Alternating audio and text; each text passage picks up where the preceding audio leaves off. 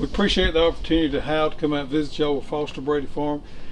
If you would give us a little history and tell us about the farm, how big it is, how you operate, who's your customer, and all that. Well, the farm has been in the family since 1860. What we do as far as growing produce takes about 2 acres of land. The garden itself is 5, but we're usually only working 2 at a time, 2 acres at a time. Farming, we've always had something going on here at the farm, whether it's growing cows, some trees, pine trees, or vegetables. We got into the vegetable side of things in 2009. Began selling to some places in Athens, a few farmers markets, and now we do both restaurants, farmers markets, and a growing CSA. So every year has picked up a little bit, but since 2009, in some capacity, we've been selling vegetables. So it's you that's full-time, and your mother and father help you some. So it's basically a 3-person operation on 2 acres of land. Do you find that's kind of at the top end of what you could work? And of course, you've got the greenhouse here, and you got a couple hoop houses. Where do you find the sweet spot is how much you can tend to, with one person and a little bit of part-time help? Well, we always seem to want to do a little bit more each year, but to keep things looking good and to keep things managed the way that we like to manage them, 2.5 acres is probably the best that we can do. Now, with the certain technologies of laying plastic mulch down to control weeds, and like using your Hoss tool to control weeds in larger areas, we may be able to do a little bit more. But we're also able to get a little more sleep at night doing just 2.5 acres. Right. What do you find is your most profitable or your most sought after crop? Every year is something different. It's tried and true. What has worked best for you?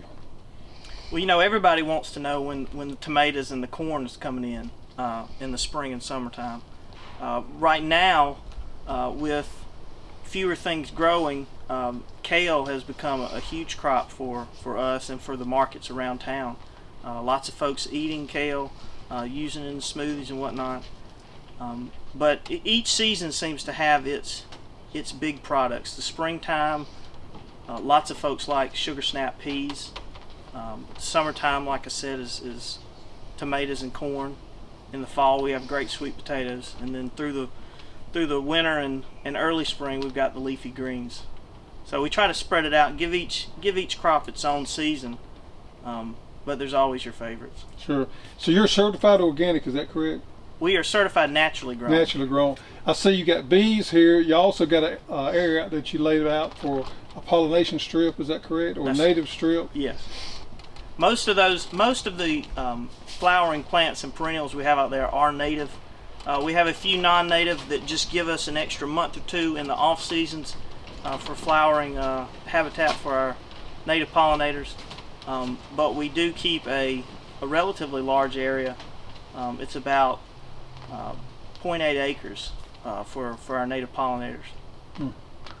Well, let's go have a look around. Sounds good.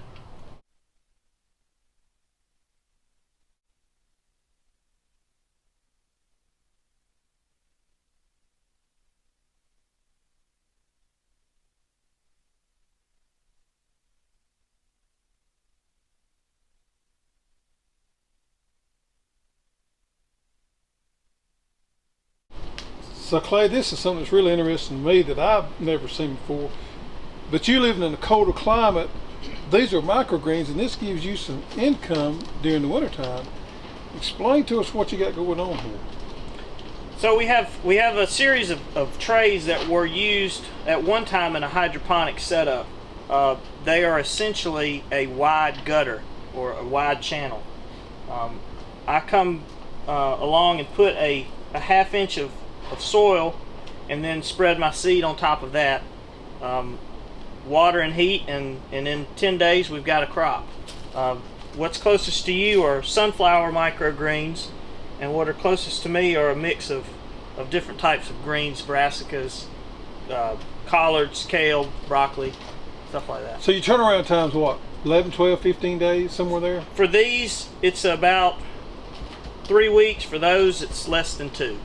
So you have heat that runs underneath them, and you got a row cover that you put on top, and of course we're inside of a greenhouse, so that keeps your temperature nice for the microgreens to grow.